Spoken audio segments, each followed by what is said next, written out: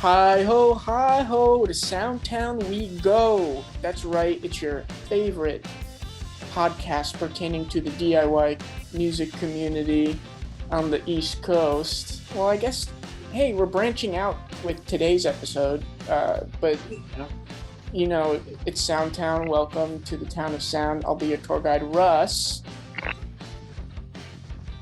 And I'm the co-tour guide, Eric. Sorry, I forgot. You forgot that you were the co-tour guide, Eric? Yeah, it happens. It happens, but it is our honor to be your tour guides, especially for this episode. This episode is a super big deal for me personally. If someone were to ask me what is one of my favorite bands of all time, my answer would be Driver Friendly. And who do we have on this episode? We have none other than rhythm guitar player and singer for said band, Andy Lane, hailing from Texas. That's why we call back to before when I said East Coast. We're expanding to the Midwest, downtown South, the southern West. I thought we had a wonderful conversation. Never spoken to him before, and I thought Andy was super enthusiastic and talkative. How was the conversation on your end where you were sitting there, Eric? I had a good time. He has a very nice voice, very very calming, very soothing. He does. I guess profession, so. But exactly, yeah. That's my favorite. That was my favorite part of it. It's just his voice. Yeah, well, I mean, outside of being a really talented musician and Driver Friendly, he started a solo career, a side project, if you will, called Grandchild. And we also got to talk about his career as a psychotherapist. So a lot of interesting stuff this episode. I might as well stop talking now so we can just dive right in. What do you think about that? Yeah, shut up, dude. All right, I'll shut up. And without further ado, here's our conversation with Andy Lane of Driver Friendly and Grandchild. I got an Holy Ghost with the hands around my neck. A delicate reminder to never hold my tongue except when I try to pray. I open my mouth, try to breathe words out, but I got nothing to say. Only skin deep, digging into me. Throwing my side, deeper all the time, only skin deep. Where are you guys? We're in central New Jersey. New Jersey. Have you been? Yeah, several times. I like New Jersey. What's better, New Jersey or Texas? They have the pros and cons, right? I guess.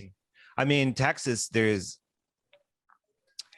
Austin, and Houston's cool, but New Jersey has all the history there, and you can travel to so many cities, and like it's all close by all that East Coast. So I don't know, pros and cons for both. What do you think? I think, yeah, that's a safe answer, but it's a fair one as well. One time we played a show at like a bowling alley in the lanes, Asbury Park Lanes. Yeah, we played there, and I guess that's where like the boss shows up sometimes. Anywhere in Asbury Park. That's his neighborhood. Yeah. Does he still live there? In the No, area. actually, does he? He like that probably shore, has multiple houses, doesn't he? that shore area. My partner, her mom works at a private school, and his kids went to that private school. So I get all these secondhand big boss stories. Whoa. Yeah. Yeah. So he's in the area. Same with like Bon Jovi and the rest of that gang. Is it cool to like the boss if you're from New Jersey, or is it not?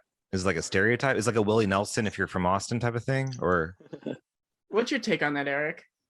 I was never really into Bruce Springsteen, not because like he's from New Jersey and I don't want to like him because I'm from New Jersey. I just personally have never really cared too much for him. Yeah. I think I'm the same way. You know what? I've got this. I don't want to go on too much of a tangent here, Andy. One time, my neighbor, who's like my parents' age, he got remarried.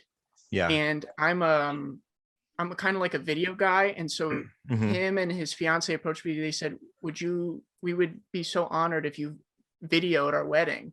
Cool. Which I was not well equipped for, but I was like, if you're asking me, I'd be more than happy to do it. Yeah. I record it, make a video. They are really pleased with it, and they want to give me like a card with money. And these have been very close family friends. And so I say, that's very kind, but it's my gift to you.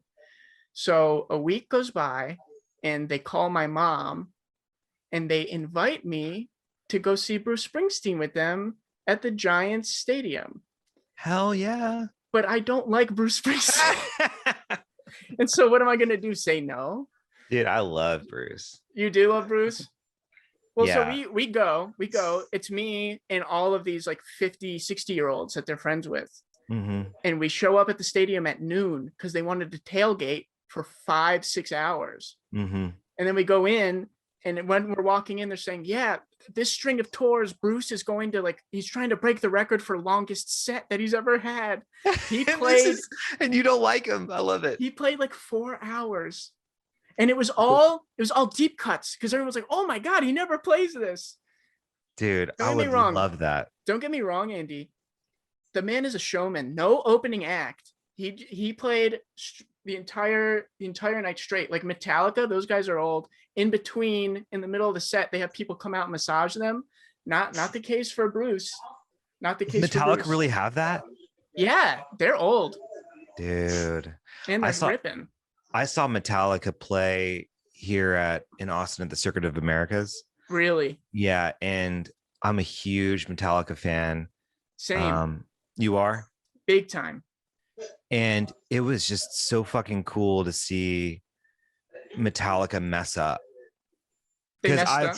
Yeah, they flubbed solos and stuff. Because whenever I listen they do. Yeah, you're right. Yeah, but when I listen to like Ride the Lightning or something like that, like I'm always like, oh, it's perfect. Kirk Hammett plays it perfectly, But like if you actually like see them live, then it's like way more punk rock because you're seeing them like getting into it and stuff, and Lars is getting off beat and whatnot. And it was like so awesome. And they're pretty open about that in interviews. How if someone when someone famous wants to jam with them, like Lady Gaga or something, they always admit how nervous they are because they don't call themselves real musicians. Yeah. Even though they're still, super talented, even if they are flubbing it up there. That's a dream show for me to go see. Metallica? Big time, yeah. Have you ever seen them? No. You know what's weird, dude? I've never seen Bruce. We should have swapped. Because you would have loved this show, and I would have loved your show. I'm sure you would have. Yeah. I'm sure you would have. The folks I was with, they had a grand old time. I'm sitting in the car after. Russ, what was your favorite song? And Born to Run. Born to Walk, Run? What is it called? Glory Days. Glory Days is good. Baseball music video. Yeah. Wasn't Courtney Cox was in that, wasn't she? No. You're thinking Dancing in the Dark. Am I? Yeah. Gotcha. That's my favorite Bruce song. Eric knows. Eric and I, another tangent about us real quick, Andy, if you don't mind. Yeah. Eric and I are in a band here in New Jersey, and we play shows and write our own music. But a close friend of ours said, I'm getting married. Will you play our wedding? And we said no, but he talked us into it. So we had to learn all these cover songs, and we played Dancing in the Dark, and that was fun. Who sings? Me and my buddy Jake sing. However, for this rendition of Dancing in the Dark, our drummer took my guitar and sang, and I hopped on the drums. Dude, you got to put the reverb on that drums, though, for that song. I get up in the morning. Andy gets it. Yeah, that magic reverb. Andy gets it. That's cool. It was a lot of fun, but I mean, it's not as cool as being able to talk to you, sir, tonight. Again, so grateful that you took the time to speak with us. Yeah, man. So, I mean, I want to get into Driver Friendly and Grandchild and all the other great stuff that you're working on outside of music. But I just want to confirm, is there any other musical groups or endeavors that you work on besides those two bands? Well, for a while I worked in a band called the Eastern Sea. Okay. But it was only for like half a year or something like that. My friend Matt is the singer of that band, and I worked with him on some songs, but Not really. I've got a couple side projects that I'm doing, but not like anything to note. I think Grandchild and Driver Friendly are kind of the big ones. Yeah. Gotcha. And so Mhm. Driver Friendly came first, right? Mm-hmm. Yeah. Well, actually, I was in a band before Driver Friendly. I was in a metal band, and and then I started playing with Tyler and Jeremy and Driver Friendly, and we started doing our thing.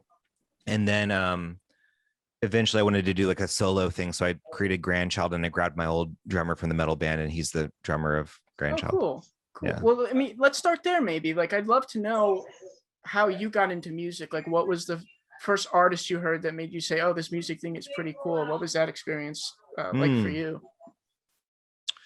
I think for me it was the Beach Boys.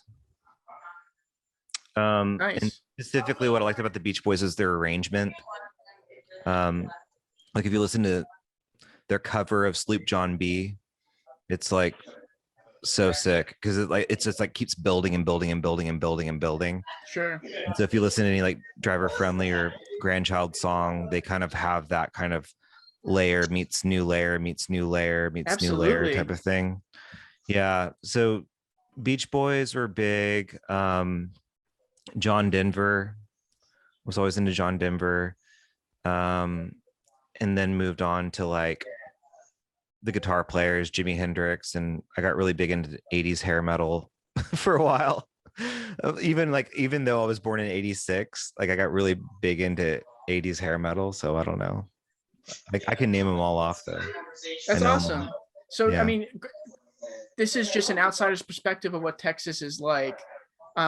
Growing up in Texas, did you ever fall into that country groove? Do you have a love for country? I mean, I'd say Grandchild is a little more folksy than Driver Friendly, but I think it's great that you love those other styles. And well, it's not a rule that you should like country music. Yeah, I mean, I always liked John Denver, so that was kind of like my dad would always sing me John Denver when I was a kid.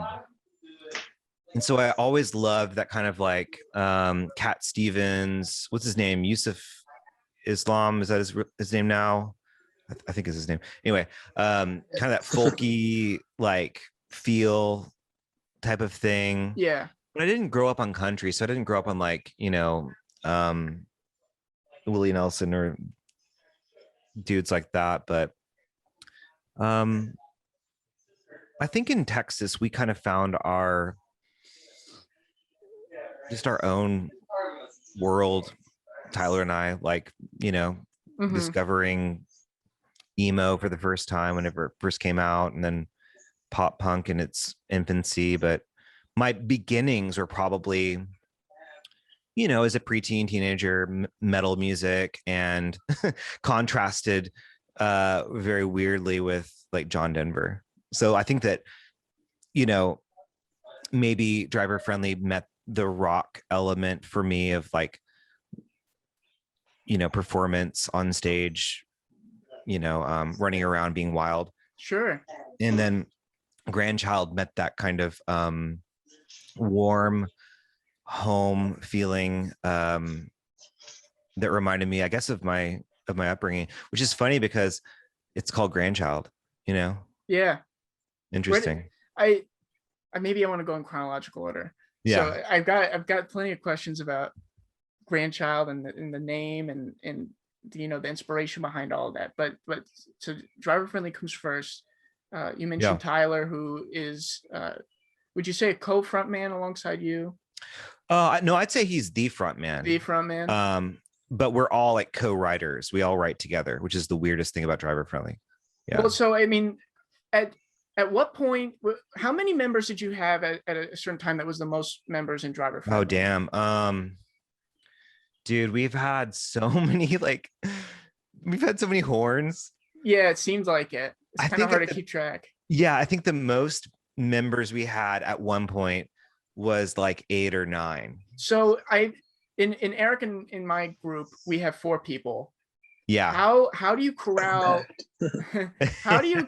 8 or 9 folks and compose a song? Is there a core kind of brain trust that then brings it to the guys and they add their thing, or how do you make sure everyone's voice is heard and everyone likes what you're doing?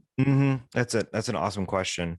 I mean, candidly, whenever we were like really active, it was in our early 20s. Mm-hmm.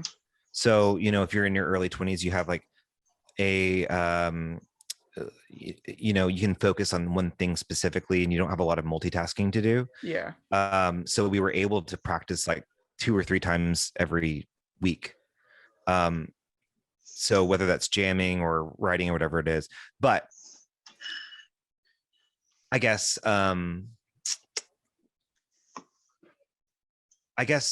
the big thing was that Tyler wrote the lyrics. Okay. So all the symbolism is from Tyler. And then I would go over to his place and we'd drink coffee and we'd work on melodies together. And I'd be like, okay, I got your lyrics. What if we just did this to this riff that I've been working on? And we would have kind of like, you know, a rough draft of a thing that we liked. Maybe it was like one chorus or something like that. And then after that, we would bring that to the practices that we would have 2 or 3 times a week at a rehearsal space. And we would all write the rest of it together, which is bizarre. Like there's not one person that's like, you need to do this, you need to do that. Yeah. It's like we all like arranged it completely together and it was completely democratic. And that's why we don't have that many albums because we were so picky about like specific things. Like we have so many B-sides that are not out. Really? Because like we were just not happy with it. And, you know, like it's super democratic. We have a big rule where it was like,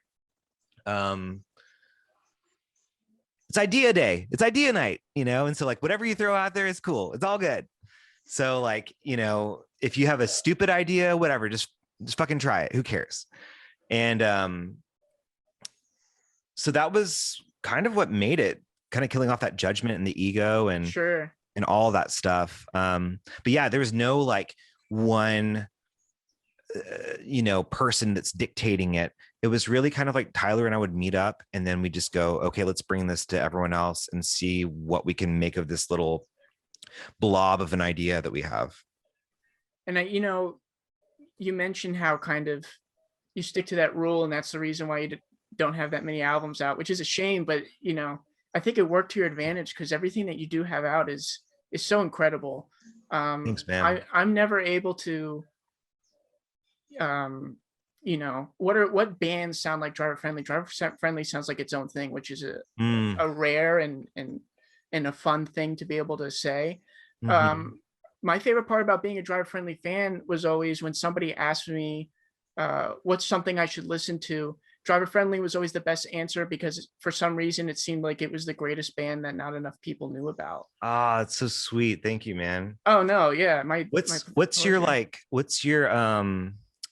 your era? Like where did you start listening to us? Like what was kind of your album? I got into you when you were with Hopeless. Yeah. Which is probably where a lot of people got you because that's kind of your you know biggest audience. Bury a Dream was the first record I came across, and I think the first song that I heard or the music video that I saw was Ghosts. Yeah.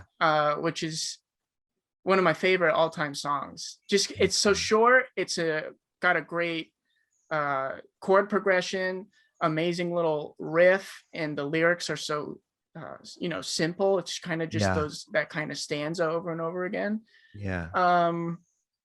And you know, it's when I need a little pick me up, that's the song I listen to. And of course, when I'm writing my own tunes, Driver Friendly somewhere that I go for inspiration because again, you just never hear anything like it. Dude, that's so nice. Thank you. No, seriously, my pleasure. And again, so happy to have you on. But when you know, you mentioned having horns in the group, which is a big part of your uniqueness. If you had to, you know, put a genre or a few genres on Driver Friendly, how would you define it? And your answer could totally be, you know, F you, don't box me into a corner.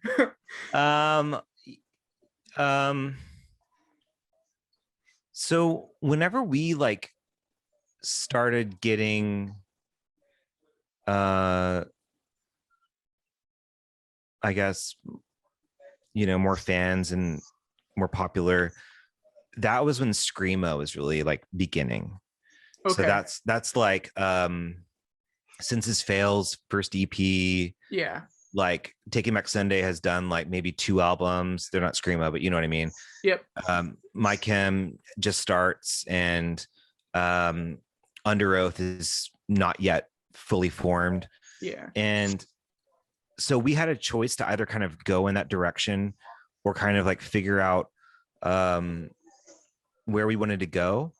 And we kind of landed on wanting to be more like a modern rock band. Gotcha. And we felt like that was kind of like more of a sustainable place to land. And so I would say that we are just rock with horns. That's all I would say we are, because I think that gives us kind of the ability to kind of dance around different places. Yeah. I mean, we love old Third Eye Blind, and we love, I don't know, we love like so much music. And so I didn't want to like pigeonhole us in one thing or the other. Absolutely. But also still be part of the conversation. For sure. And so Yeah. that era that I was talking about where I got into Driver Friendly, I was in high school. And also when I was in high school, it took me a while, but that's when I discovered ska music. And so, for those who don't know, ska, a big part of it is about having horns. And I'm probably about to upset a lot of people when I say ska isn't my favorite. It's a little kind of too almost campy for me. And so again, when I come across Driver Friendly, I'm like, oh, there's a horn section that's unique, kind of, unless you're thinking about ska. But the way that you guys utilize the horns, adding a delay or a reverb, and using them as sparingly as you did, more as textures or soundscapes rather than the main melody, that again, it was a game changer for me. And that again was just something that set you guys far apart. How, when it came to composing all that, I don't know if you were in the horn arrangements, but how, was that planned? How did that come about? Yeah, for sure. So like, we're huge. Juan and I, trumpet player Juan and I, are huge Godspeed You Black Emperor fans. Okay. Godspeed, and then also Sigur Rós, and kind of that, like, I don't know what you would call that genre, that world. And so we wanted to see the horns kind of from more of a triumphant light. Also, this is kind of fun because this like brings us back to what we first started saying at the beginning of this. Sure. Bruce Springsteen, like the E Street Band, but the way that they use their horns is like so not ska. Yeah. You know what I mean? No, that's a great point. But we also didn't want to do like the solos, like in Born to Run. Yeah. Or was that, is that Thunder Road? We didn't want to do that, so we didn't want to have like horn solos, but we wanted to have like pieces that were hooks, Sure. But yeah, we definitely listened to Less Than Jake and all those ska bands, and we love them for who they are. Absolutely. But we were like, no, that's not us. Like, we want to kind of like sound more kind of like a unified, almost like orchestral rock band, I guess. Where the horn parts are like melodies that kind of dance like guitar parts or keyboard parts. And specifically with the delay, one of the things that we learned was that the room that you play in is going to have its own acoustics. Mm-hmm. So I don't have any reverb on my guitar, dude. Zero reverb. It's a Dr. Z amp, and I just like very much like dry, completely dry. But I do have delay because the delay kind of blankets everything. Yep. So whenever we perform live, there's like zero reverb on any of our instruments. It's all delay, so it can kind of like sync up with everything. We learned that from our engineer who recorded Chase the White Whale, Not Home Yet, and Bury a Dream, Jim Valentine. He taught us that. He was like, dude, you don't need reverb. You don't need that at all. You just do delay. That name, I could be completely wrong. Did he also work with All American Rejects? I don't think he did. He worked with his main bands are Spoon Okay. and what's that band from Austin? White Denim. Okay. Um and Old 97s. And do you remember the Anniversary? That band, The Anniversary? I personally don't. Do you recognize that name, Eric? No, I don't. I'm sorry. They're cool. They're like from like the, I guess, like early 2000s. But the guitar player of The Anniversary created this group called White Flight. Okay. And that's some crazy stuff if you want to hear some crazy stuff. And he worked with him. Awesome. Awesome. Mhm. So when we talk to folks on the pod here, we like to imagine that maybe someone's listening who's just started a band or wants to, put one together. I'd love to hear, your mindset where you pull all of your friends together to form this band, Driver Friendly, and then what was your approach to just being in the band? Were you guys like, we have to have a plan in place so we can get signed and do it the right way? Were you just having fun? And when you did kind of make it to that stage of Hopeless Records, what was, were dreams realized? Did it just push you to go even harder? Or was all that glitters not truly gold? That's a great question. As they say. Yeah. I think that when you're in a band, you wear so many hats, right? Mm-hmm. You have the booking agent, you have the manager, unless you pay for those, and then you have the promoter and all these different roles that come with being in a band. Were you guys more DIY? Yeah, That's we awesome. really were. I mean, we had a manager when we moved to Austin. Okay, We had a couple guys that really helped us out a lot. cool. But all of our music videos are all in house. That's great. They're all done by Jeremy, our drummer, and he's still like right now he's making a lot of great music videos for people in Austin. And all over, honestly. There's actually like I think there's like a Portlandia episode where like, they come to Austin in one season and all the shots that are in Austin are from Jeremy. Oh, that's so cool. Isn't that cool? We love That's really Portlandia. cool. Yeah. Yeah. So rewatch that episode of the Austin episode, and they just asked Jeremy to shoot those shots. So That's so rad. So we had him, and he was huge for that. But to your question, I think the greatest thing to cherish and to hold on to is to be able to play and to relax and to be comfortable with the people that you're around. Mm-hmm. We would always have like jams that would last like 3 or 4 hours, and we'd turn off the lights and just like see what comes. And you don't want to lose sight of that, because all the other hats like that you wear as being a promoter or a booking agent or whatever that is, like gets to where you're just kind of like, I don't know, you forget about that type of stuff. You get burnt out. Sure. And yeah, holding on to that is like the most important thing to do. And you have to be with people you trust. I think a big thing for us was like learning how to fail with grace. Like, for example, if I break a string on stage, does Tyler have my back Gotcha. in like making sure that the crowd is cool? Or if I forget a lyric, can Tyler like sing that lyric for me, or vice versa, or if I'm just having a bad day, can the other guys in the band like make sure that they like are able to bring in that energy that I am able to, or I'm unable to like compensate for? So I think it has everything to do with kind of the people that you're with. Mm-hmm. And that's huge. Yeah. Does that answer your question? Is that Absolutely. That was some beautiful insight. And, for our experience, well, maybe more so mine, before I was in this group, which we have been for over 5 years now, right, Eric? Damn. What's your band name? We're in a band called Shark Club. Shark Club. Yeah. Cool. And so I was in another band in high school. It was like my first band, super pop punk.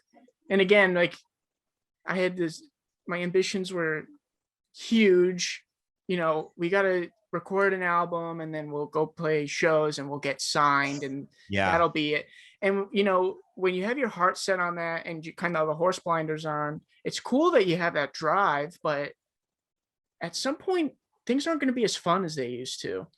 And the most important part is that funness. So my approach with our band Shark Club has been just chill out. The music will speak for itself. People will talk about it. If you're not having fun, what's the point of doing it? And that's been the priority for us. Well, I mean, like, have you ever been to a show and like you played a show with a band and that band was just like pushing so hard their album on you and you're like, dude, chill out. Yeah. You don't want to be that energy to your fans. Like, I feel like for us, we were always kind of just like, we always are kind of just like, I can't believe we got away with this.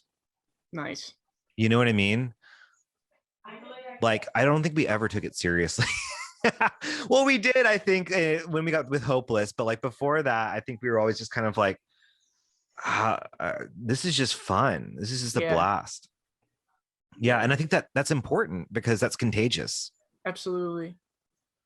So driver friendly, do the Hopeless thing, put out some more great records. Yeah. And then at some point it just seemed like you know, it slowly started to fizzle down. And again, from an outsider's perspective, it just seemed like you guys grew up, so you started families and you just wanted to live that life for a little bit. Is that kind of the case there? Or did you formally kind of stop things? I know you came out with a really cool EP out of nowhere just a few short years ago.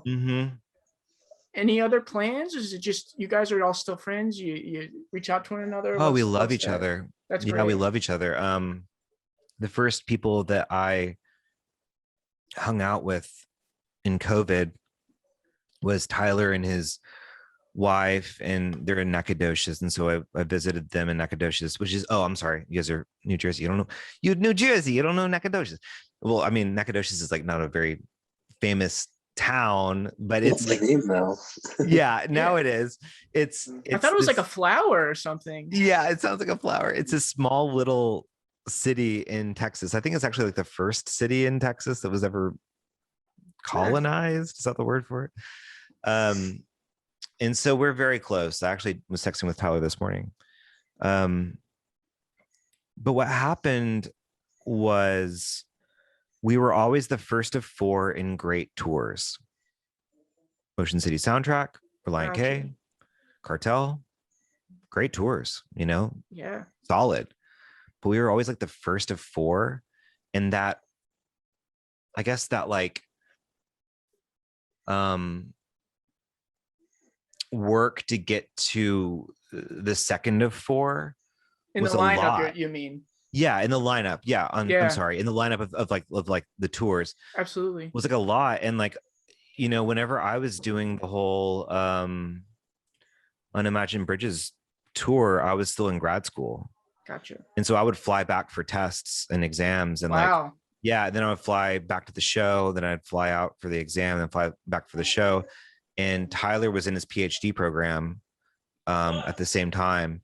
And so we started noticing that those hats that I'm talking about started getting in the way of like why we liked to do what we did, you know? And so the EP came out of nowhere because we were like, well, let's go back to that. And let's just have fun and let's not worry about it. And let's just kind of do what we want to do. And Juan recorded that, our trumpet player. But yeah, does that answer your question? Totally. I mean, I'm not the only one out there, I'm sure, who absolutely adores the band. So take your time, but when you got something good, I mean, I'd love to hear about it. I love I love playing with them, and I love writing with them. I mean, I'm so just like not about trying to control things. Sure. Like, dude, right now, what I do is how I write music right now is I pull up Pro Tools, pick a tempo, and then press record and pull out my guitar and I just record. Nice. And then I go, okay, keyboard part, what's it going to be? And then I sing over that, whatever feels right. And then that's my song. So when you're writing now, is that always, for a fact it's going to be a grandchild thing, or do you kind of leave it open to? No, it's open. I mean, it's kind of like, this feels more like driver friendly. This feels like more like grandchild. This feels more like, who knows where this will take me. I think that with lockdown during the pandemic, we all had a choice of like, well, we can't go anywhere. So what do we do and how do we cope with that? Mm-hmm. And so I think for me, it was like, I want to go inward and I want to like see what I can do and what I can muster. And so to do that, you kind of have to like, sorry, I'm getting into therapist mode. You have to like throw away your ego and throw away kind of like your perceptions of what you think songwriting or reality should be, and just kind of like do more listening of like what the guitar wants to play, what you want to sing, and write it. Gotcha. And I feel like that's my approach for music these days, is just kind of like what feels like it wants to be sung through me or played through me, not like, this is my genre. Yeah. This is my style, like not like that, but like more kind of like what feels right. And that feels like that gets back to those times in the practice space with Driver Friendly when we played with the lights off for like 3 hours, and we're just like, what comes to me is what is right and true. And I have so many moments with Driver Friendly, like that we just created a riff out of the ether, just like that. Not like I need to make this diminished seventh chord connected to the relative minor of da da da da da, but more of kind of just like what feels like it is right to play right now. And that makes sense. Absolutely. And the stuff that you're putting together now, is it good stuff? Are you really happy with it? I mean, it's authentic. Gotcha. I don't know if it's good. We'll see. I don't know. It's fun. When the next time you drop something, get a testimonial for me. I'll say real authentic stuff. Yeah, real authentic stuff. Well, I've been working on a grandchild album for the past 8 years. Whoa. And we're done. We're done with it. It's a full length, and it's 10 tracks. And I'm just trying to figure out artwork and how to press it on vinyl, because we're going to sell limited copies of it. But it's done, man. We tracked it onto or we mastered it onto tape, so it sounds sick. Nice. Yeah. Nice. Congratulations on getting that almost to a head there. That's awesome. Thanks, dude. I would love to know the inspiration behind what got you to want to start that side project, if you will, because I think everyone has a different, obviously have a different definition for success. Yeah. Driver Friendly is doing really cool stuff, and there's no rule that says you can't do your own thing on the side. Mm-hmm. But I was wondering, what brought you to going out and doing the thing?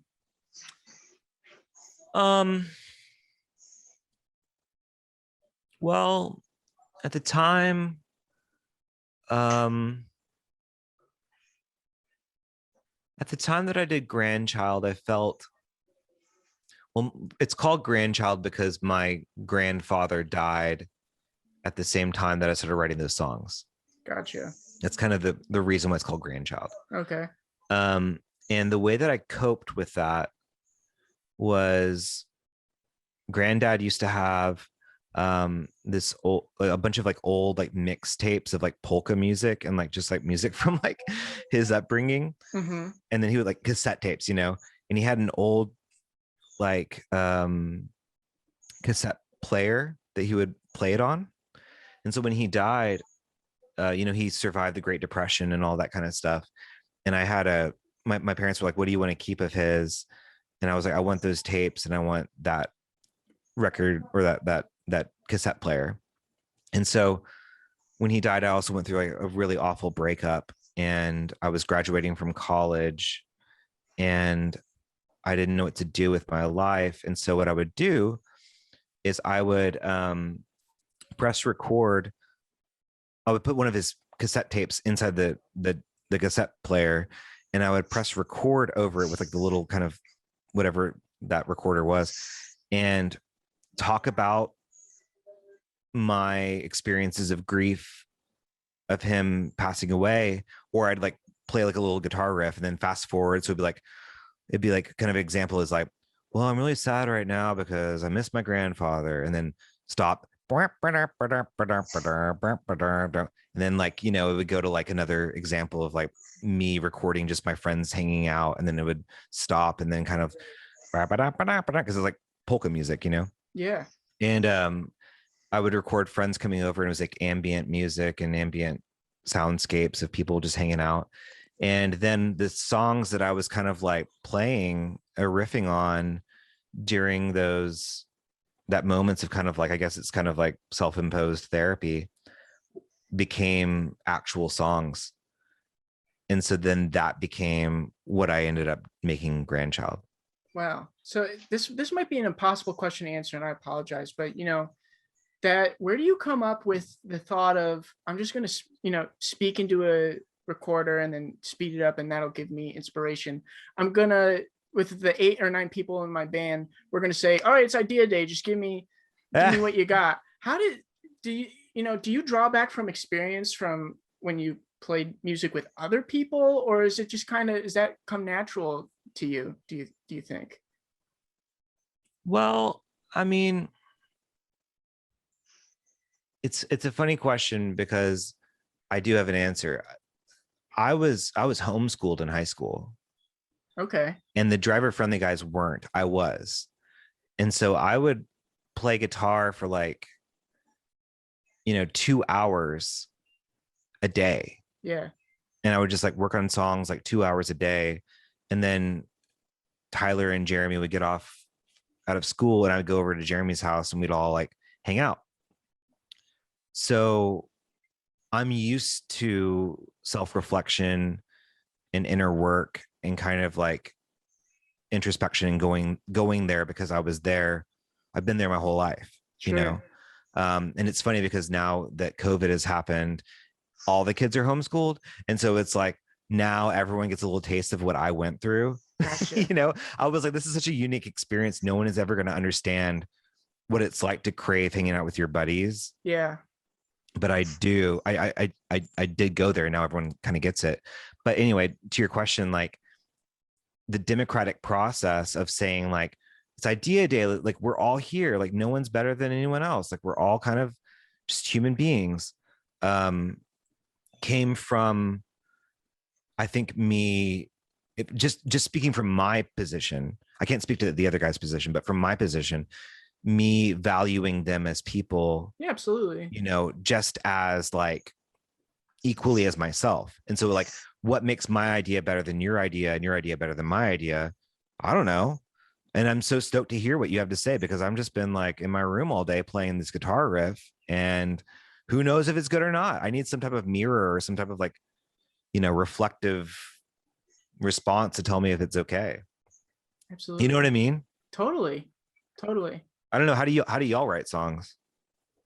The way we approach it, again, I sang along with our other bandmate Jake, and we're all kind of spread out. Eric and I, we still live relatively close to each other. We all met in high school, but our drummer has been going to school in Philadelphia, and Jake, our other singer, works down in Richmond, Virginia.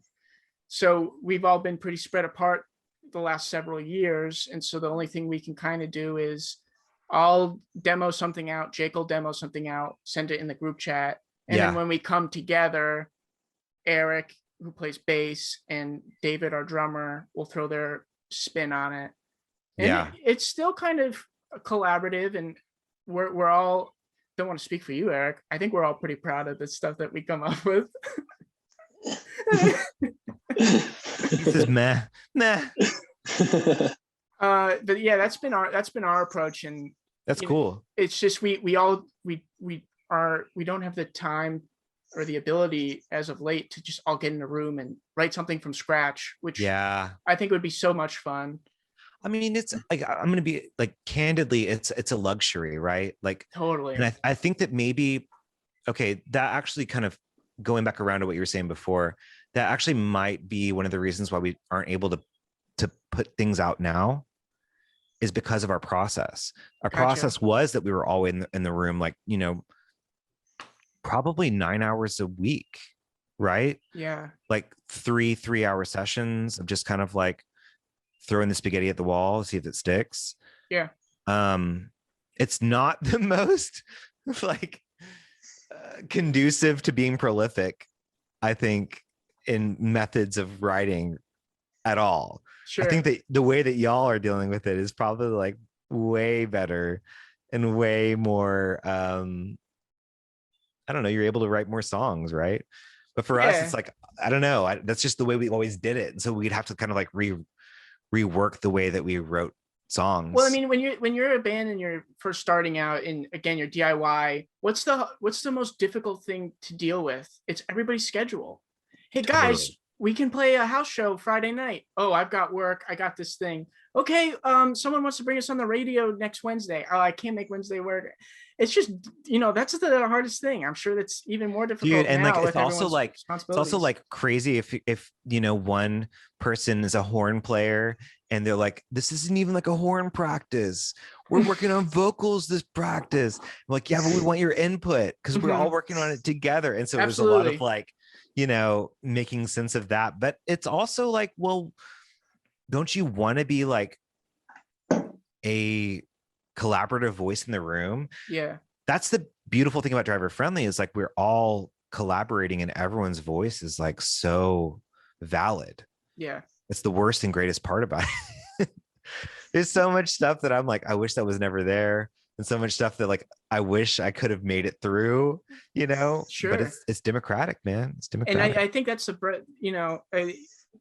it's tougher that way, but it's just the most wholesome way to go about it. Cause I'm going to be proud of something, but I'm not going to be happy about it unless Eric's happy and the other members in our group. Prime example, we've been working on a record of our own for a couple of years, and someone who's been in the trenches with us has been our producer and engineer, and his input has been integral to everything that we've done. So just this past week, he's been mixing it, and just this past week we sent it in for mastering, and we're like, Ethan, again, our producer, we want you involved in these conversations because there's a lot of your ideas on the record. Mm-hmm. We want to be proud of it, but we want you to be proud of it. You put your name on it. You've been working on it so hard with us. And he was so excited to have that opportunity. And again, I know I'm going to love the record even more because we're all stoked on it. Yeah. Isn't it cool when you have like a non-band member work on your album? Yeah, we've been, like I said, together 5-6 years at this point. Yeah. And it's not like we're sick of each other and don't think we can work on anything. We just needed some guidance or some insight from an outsider's perspective. Totally, dude. Because, people used to come up to us and say, you sound like this band, you sound like this band. Well, our goal with this record is we want you to say we sound like Shark Club. And so how can we go about that? And our friend Ethan has been helping us tremendously. What if you threw this effect on this? What if you move this verse actually over here and mm-hmm. stuff like that? It's been such a big help. Big shouts out to Ethan. I love that, dude. That's so cool. I mean, like, I wish bands listen to that idea more often. I mean, there's a reason why you're Russ and I'm not Russ, and I'm Andy and you're not Andy. You know what I mean? Like, there's a reason why you're in Shark Club and not a different band. So like, what do you have to say? Like what I was saying before, like what story wants to come through you in your album? You know what I mean? Like, because you're not a different album. Like, you're not like, Led Zeppelin. You are you. Yeah. You know? And so like what does you say? And I wish that bands took themselves more seriously and were like, well, I've got something to say, whether I know it or not. And that's why I'm all about like find your tempo, press record, see what happens, because you can't overthink that. It just happens. You know what I mean? So that's cool. Y'all are doing that. I like that. Thank you. Yeah. Well, so you said 8 years to put this grandchild record together. Was it also you trying to be more collaborative with the folks who play behind you, or just you dealing with, you know, life and everything in between? So Grandchild, the first record, or the first 2 EPs, now I guess it's a collective work, like 2 EPs, like one full record, was my response to being part of a democratic process in Driver Friendly, and just kind of my solo record. And so I intentionally did not have anyone record in Driver Friendly on that record because I wanted to see what I could do without them. It was like a experiment with my creativity. So I created this like a new band, and some of them spawned off into other bigger bands. Like if you know the band Wild Child, they came from Grandchild, and that's kind of a spin-off, like in the folk world, the folk indie world. Okay. But the group that we ended up like sticking with is my buddy James, Kyle, and Katie, and it was just this, you know, quartet. And the album is called Every Day a Little Closer. And that sounds kind of like every day we're getting a little closer to finishing this damn record. But like in truth, it's like every day we're a little bit closer together as we work on this album. And every day I feel a little bit closer to the people around me and to my community of who I'm with.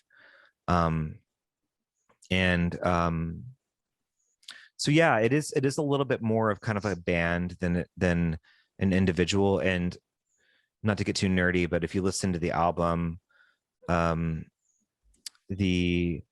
guess like balance between Katie singing and me singing is this kind of yin yang relationship of like dreams and reality. Gotcha. Where she's kind of the dreamy state and I'm kind of the more reality, like conscious state. But the cool thing that I really want to talk about with that is the album art. So what I ended up doing, this is so nerdy, dude. This is so nerdy. I'm so stoked to hear. What I ended up doing is I ended up like finding the song length for each track. Okay. And I made a bar graph of like each song, and then I color coded it, and then I made it into a quilt. So it's like when you look at the quilt, it's like 10 different colors that look kind of just like a graph, you know, of some sort. It's like, what is this? But it's literally the length of the songs, color coordinated to like their mood and that's awesome. Their placement on the record. So if you look at us in Spotify, the singles are us holding up pieces of fabric. And those pieces of fabric are for the song that we're playing. That's pretty so cool. Yeah, because I always wanted to have like an album that I could like hold physically. Yeah. Like a piece of art that I could like hold physically, and I wanted it to mean something. Yeah. So it's like quite literally the song length in a color coordinated fashion. That's super cool. The quilt that you made, where does that live now? You want to see it? Yes, please. Hold on. You grab it. For those just listening, make sure you go to the YouTube link to look at this beautiful quilt. You will not regret it.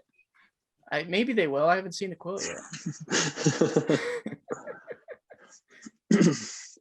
Hold on. Let me see. Might be over here. No worries. Can you also explain that big picture behind you? I can. Beautiful room, by the way. Can't really find it. But I mean, we'll see it on the record.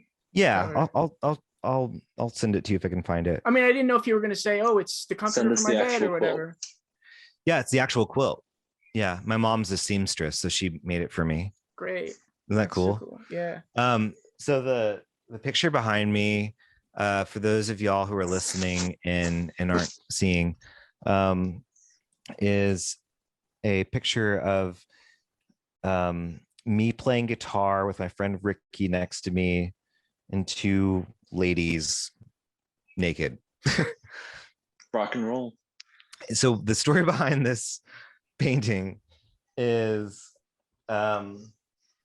my friend Ricky's an artist, Ricky Hyen, and he did the art for our acoustic album, Driver Friendly's acoustic album. What is it called? Montclair Sessions. And so if you're an old school Driver Friendly fan, that's the guy. And so anyway, he asked my mom to make him a Jedi cloak for Halloween. And she's a seamstress, like I was saying before. And so she said, yes, only if you paint a painting of your friendship with Andy. And so like he painted this super gaudy, beautiful Renaissance painting of me playing guitar and him listening.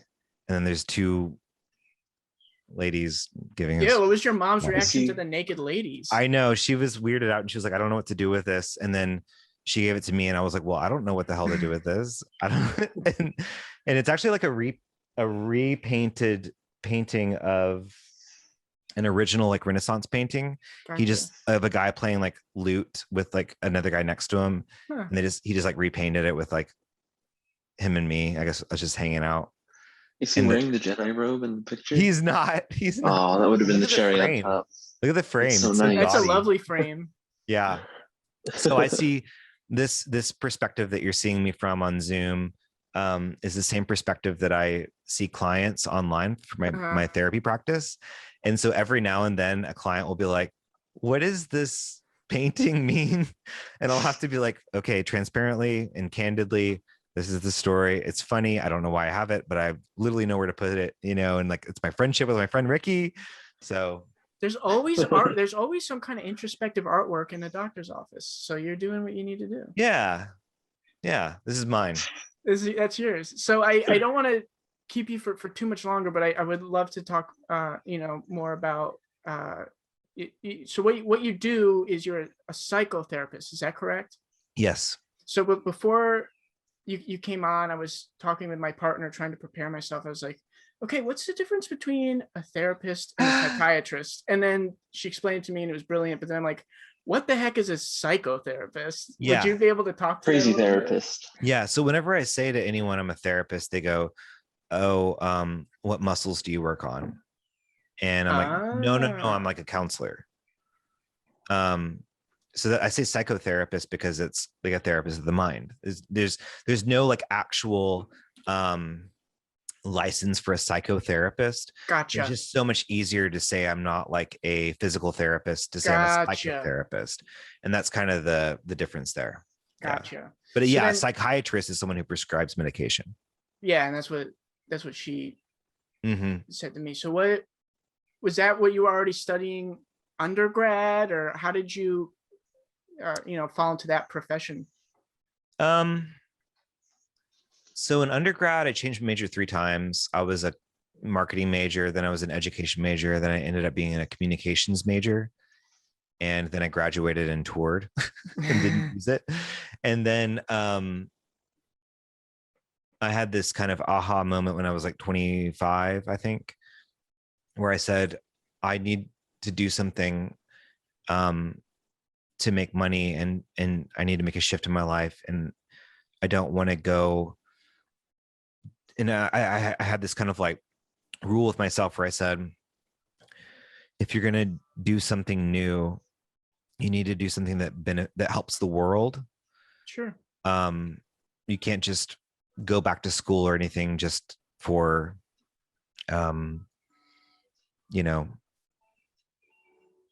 something else. And so therapy had helped me before in the past. And so it just felt like a calling And it syncs up with a lot of the driver friendly lyrics, honestly. Like Tyler talks about the hero's journey and the symbolism of water and dreams. And I have the best job in the world now where I get to talk to people for, like, today I talked to, 6 hours of conversation with clients Wow. about their dreams. And it's just the most rewarding thing you can imagine. So it has been fulfilling for you? Oh yeah, man. That's incredible. Oh yeah. It's been awesome. Have you had any oh, I'm sorry, I didn't want to cut you off No, there. go ahead. Go ahead. I again, for me, driver friendly is such a big deal. So Yeah. but in the grand scheme of things, I don't know. I don't know everyone else's perspective. Have you ever had a client that was a fan?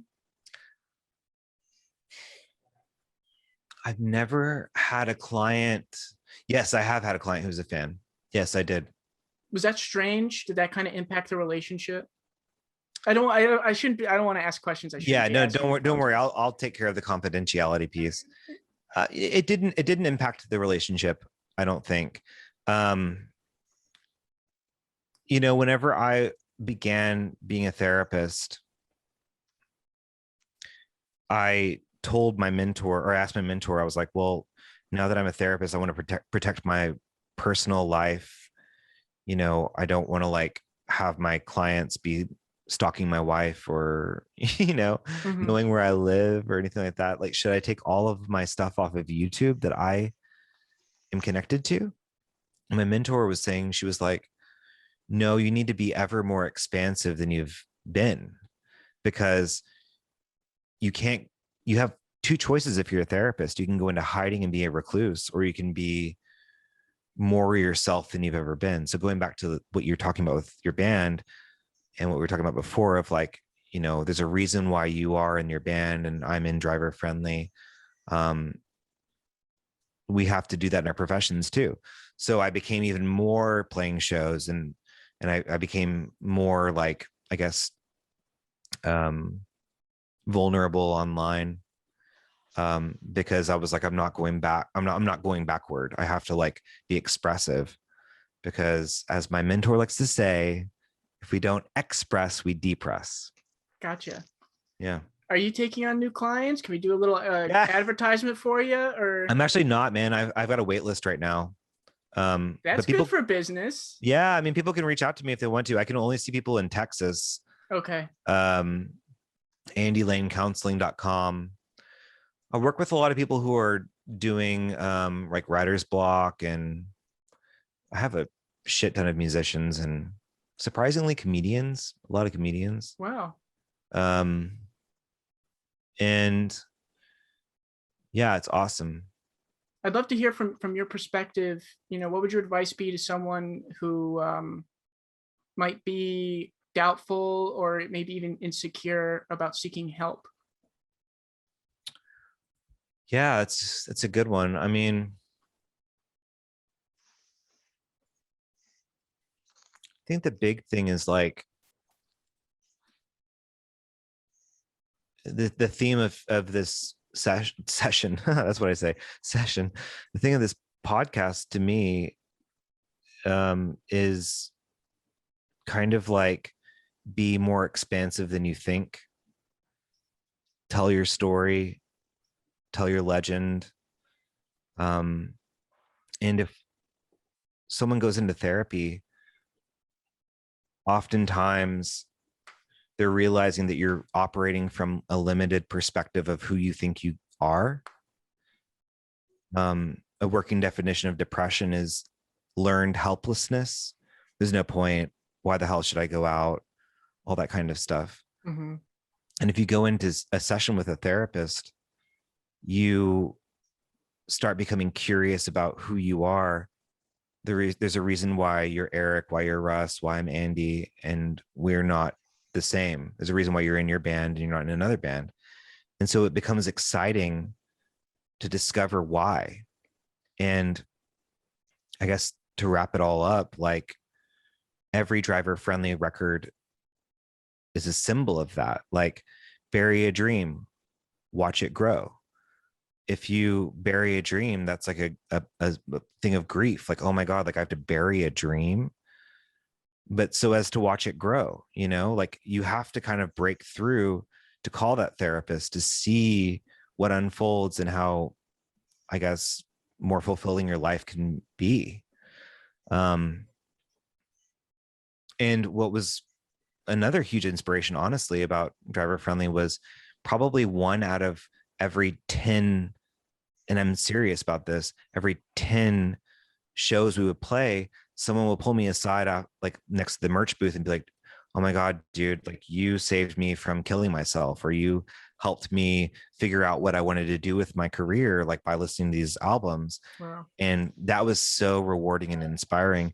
And you can also get that from like seeing a professional. You can get that from lots of different sources, but therapy isn't a place for you to feel afraid to tackle your feelings. It's a place to go, I'm tired of being limited and reduced. I want to be seeing a bigger, expansive version of life. Hey, I really appreciate that answer. And overall, I appreciate you taking the time to speak with us, Andy. It's been an absolute pleasure.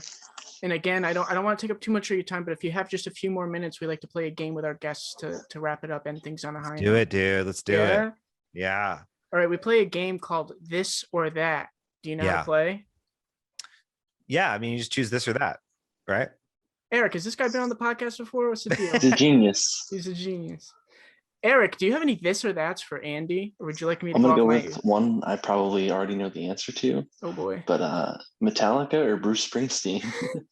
Oh, dude. If you could only listen, like Desert Island, you're stuck on a desert island, and I'd have to go the dude Bruce. who leaves you there, like, has a discography of both of them, and it's just like you got to take one or the other. Dude, I'd have to go Bruce. I mean, it's a good question, though. If you asked me when I was 16, I'd say Metallica. Bruce is just so good. I think that the thing with Bruce is you have to like find your record.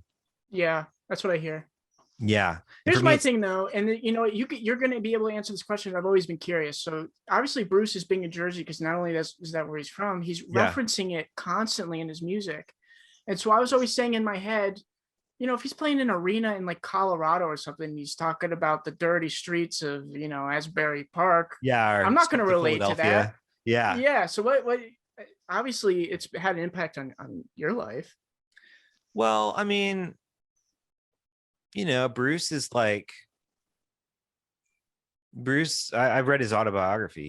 He's got like a lot of depression and imposter syndrome. But whenever he's on stage, he's the man on fire. Like he's the guy who kills it. So every time he performs, he's the guy who he wants to be. And he's got that confidence that he wants to have. And he's kind of a symbol of like the greatest level of authenticity you can be whenever he's on stage, is like triumphant and just being showing up, I guess. I don't know. So I relate to that. I want to be that. Whenever I listen to Bruce, I'm always just like, yeah, he gets me, like I want to be that, I guess. Gotcha. It's a good symbol. Yeah. There's definitely not a lack of respect for Bruce between Eric and I, but you know what? I think after this conversation, maybe a little bit. But you've inspired me to find my album, I think. And I've had recommendations thrown my way. So maybe just kind of dive in. What did they say? Which album? What is it? Is it Magic? Is that not a thing?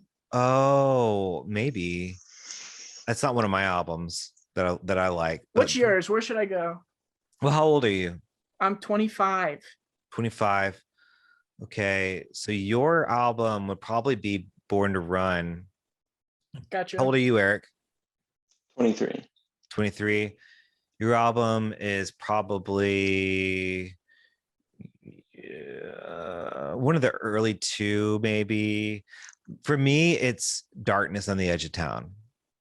I'm not at that level yet. We're not at that level yet. No, because Darkness on the Edge of Town is wherever he like was trying to pay respect to where he came from. There's a great documentary on HBO about it, where he's like, I don't know, he's like, who is dad? What is the town that I was from, and what are my values, and kind of reevaluating who he is as a person. and it's just so relatable. I mean, I think probably Russ for you like 2 more years, and you're like that. You should wait 2 more years and then listen to Darkness. I'll sit on it. Yeah, sit on it. I'll just put Born to Run on repeat until then. Yeah. Honestly, like if you listen to bands like Bleachers or The National, you're gonna see a lot of Bruce in there. Sure. I dig the National, so You do? yeah. Do you like Bleachers? I haven't gotten into Bleachers yet. Jack Antonoff is a big deal around here, just like Bruce is. I wouldn't say the same level, but again, can't not respect the guy.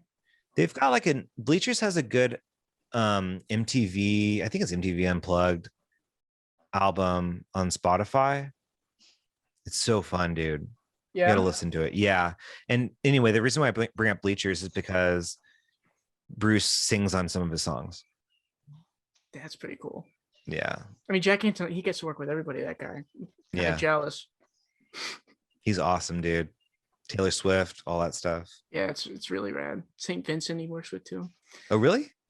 Yeah, didn't he work with St. Vincent? Maybe. I know he works with the Chicks. Okay. The Chicks. Yeah.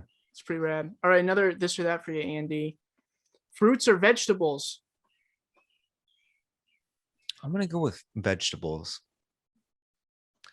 And the reason being is I'm not a sweets guy. And you can make vegetables like really savory. What's your favorite veggie? If it's done right, beets. Yeah. How do you do a beet right? How do you do it right? Deep fried. That's the Texas boy in you. Yeah, deep fried with like, some like, I don't know, what is that sauce? Some type of like mayonnaise type of sauce or something. Okay. That's good. What about you? I should have had an answer lined up. Maybe fruits. Fruits? Yeah, you think so, Eric? Fruit for you? What's your go-to fruit nowadays? Strawberry. Strawberry? I just got into peaches. Peaches are good, man. Peaches are rad. Not as good as peaches. Not as good as nectarines. Nectarines are good too. Eric, was that a Always Sunny reference? No, it wasn't. Well, there's an Always Sunny episode. Andy, do you watch that show? I used to watch it a long time ago, but then I forgot about it. One time I was at this bar in Austin called The Hole in the Wall, and I saw this guy, and I was like, you look exactly like Charlie Day from It's Always Sunny in Philadelphia. And he was smoking a cigarette outside, and he was like, nah, man, that's not me. And I was like, yeah, dude, you're totally Charlie Day. And he's like, no, totally not. And I was like, all right, man, whatever. And I walked inside. It was Charlie. That's awesome. I guarantee you. It had to be. Or Yeah. could it not? Yeah, well, there's this one episode where they go to like a market, and he's like, yeah, I've never had a peach. They're like, huh? You never had a peach? It was a pear. Or a pear, you're right. Come on, man. Pear. Get your references straight. I don't know, but it was funny. It was good. I think I'd go fruits too, but there's a lot of good veggies out there. My partner is a vegetarian, so trying to get more into that. Zucchinis are fire. My wife is dairy free, so whenever we don't eat meat, we're vegan. Gotcha. Yeah. Gotcha. Eric, you have one more this or that? I'm all spent. You're all spent. Let me find you one more, Andy, and we'll set you free here. Oh, this will be a good one. You've probably written a lot of essays in your day. MLA or APA?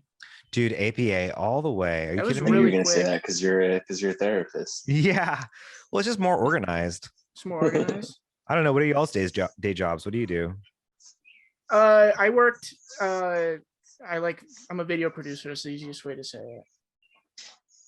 So I'm not writing a lot of essays. What are you, Eric? I work with glass. You work with windows and glass. Glass. Like windows. Yeah, like windows and shower doors and stuff like that. Okay. So we're not blue collar stuff. We're not writing reports down over here in Jersey. I don't know how to read. Yeah, no, APA is like way better, man. I mean, that's a funny question. Yeah, it's just I even forgot how to do MLA. MLA was the first one I learned.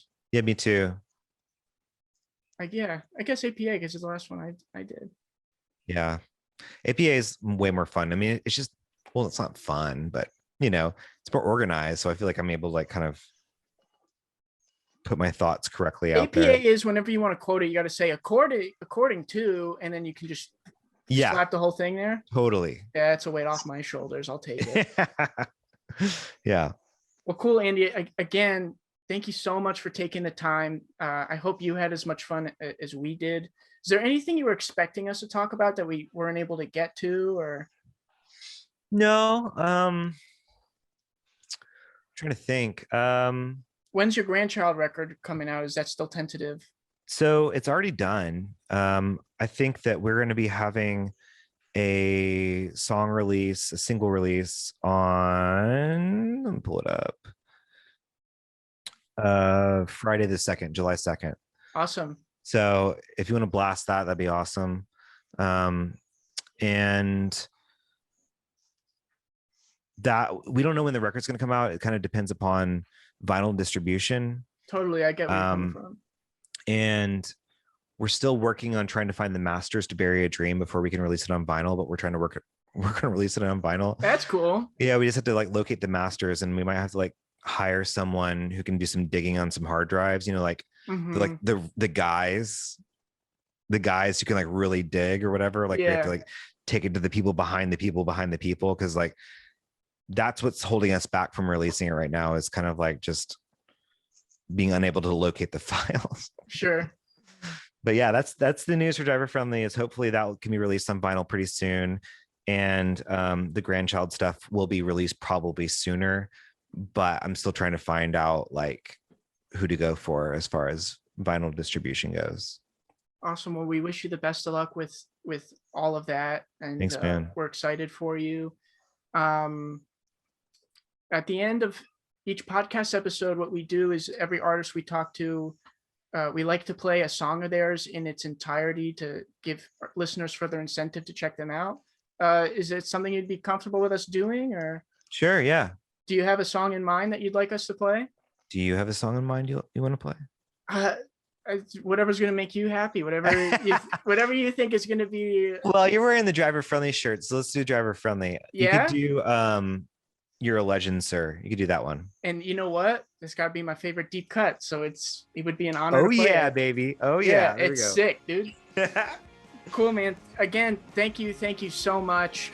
We'd love to have you on again once everything's kind of out there, because there's a million more questions I feel like I could have asked you. Yeah, man. Just let me know.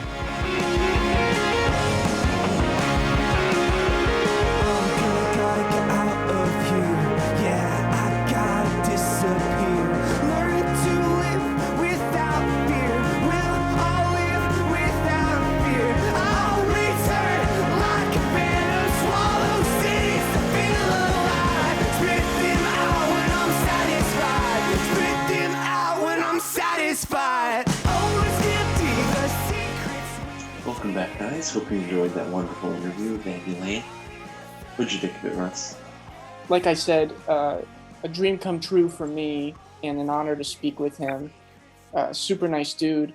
Oh, Eric, he sent me a picture of the quilt he was talking about for the album cover. Yes, I would love to see that. I'll premiere it right here, right now. And again, if you're only listening, apologies.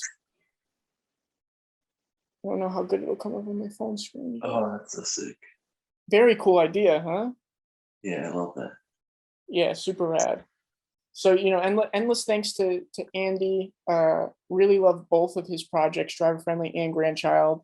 And he's doing a great service as a psychotherapist. I don't know what else to say than thank you again. Texas. What's that, Eric? Said hit him up, but only if you're in Texas. Yes, yeah, that's a strict rule apparently. But yeah, super rad. I hope we get to talk to some more of our idols, if you will, as we continue down this podcast journey, Eric. I hope so too, man. Yeah, and maybe next episode we could do one in person, a podcast. Ooh, I don't know about that, man. That seems like a stretch. I don't know. Anyway, thank you for listening. Thank you again to Andy Lane. And listen to more episodes of Soundtown. Go check out our merch. And without further ado, we'll leave you a driver-friendly song Andy Lane picked himself. Here is You're a Legend, Sir by Driver Friendly. Come back real soon.